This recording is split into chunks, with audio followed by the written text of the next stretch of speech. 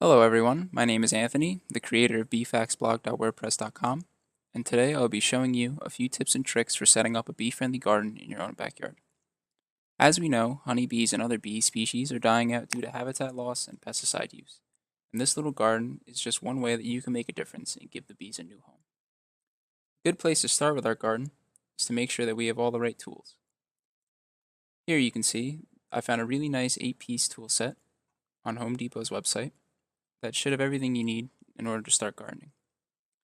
If you don't have a Home Depot near you, or you can't order it through their website, then you can probably find a pretty similar tool set for around the same price at one of your local gardening centers.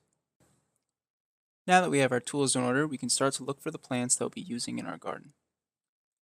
Here you can see I googled bee-friendly plants, and the first result on the page is a link to a website called beefriendly.ca, which provides a list of 25 plants that bees are attracted to.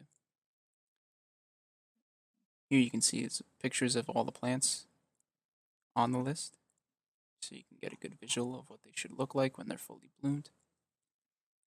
Clicking on each plant will give you information about the plant, including how much light it needs, what kind of bees it attracts, and when it blooms. So as you can see here, lavender is very attractive to bumblebees and a few other species such as the honeybee and the leafcutter bee. Whereas cotton Easter is still attractive to bumblebees, but not as much as lavender. But it also attracts some other bee species such as the wool carder bee and cuckoo bee that the lavender will not attract.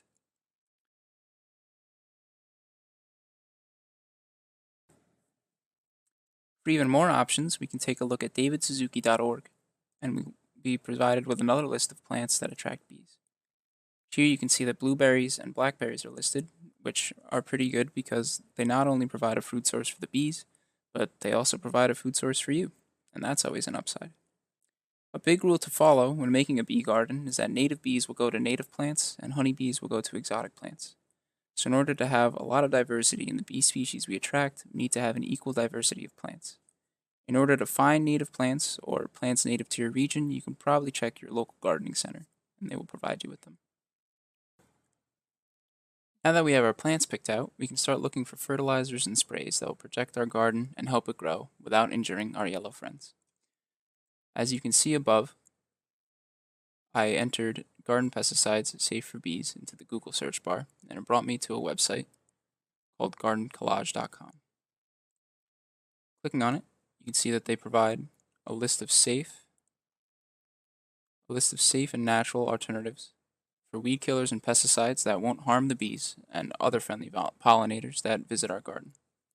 This step is very important, as we already know that most name-brand pesticides are dangerous for bees and are part of the reason that their population is declining. With all these alternatives provided, it will be simple to substitute the use of pesticides and other garden treatments so that your garden will still be healthy and safe from other pests, while also being a safe space for bees to pollinate and thrive. Some other little things that we can add to our garden are bee homes and bee baths. Something you may have already noticed about our little yellow friends is that they are very small and have very tiny legs. So drinking out of a stream or a pond isn't exactly the bees' needs for them. So in order to provide them with a safe space to hydrate themselves, we can make a little bath for them out of an old dinner plate and some rocks.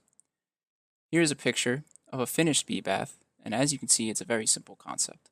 The rocks are there to give the bees something to land on when they go to drink, and also provide them with a means of escape if they fall into the water and their wings get wet. You can set this up pretty much anywhere in your garden. It'll be stable and won't have a chance of flipping over, and it will be filled by rainwater, so you may only have to fill it up on hot days when it dries up.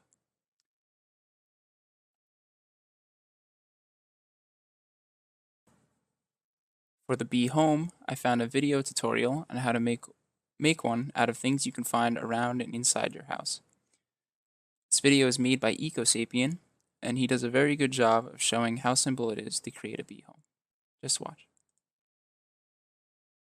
Need a container such as a plastic bottle or a yogurt pot, some bamboo canes, some sticks, twine, duct tape, a craft knife, and a junior hacksaw.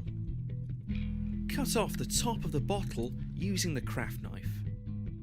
Cover the sharp ends of the container in tape, which will stop you cutting your hand during the following stages. Next, cut a small hole at the end of the container.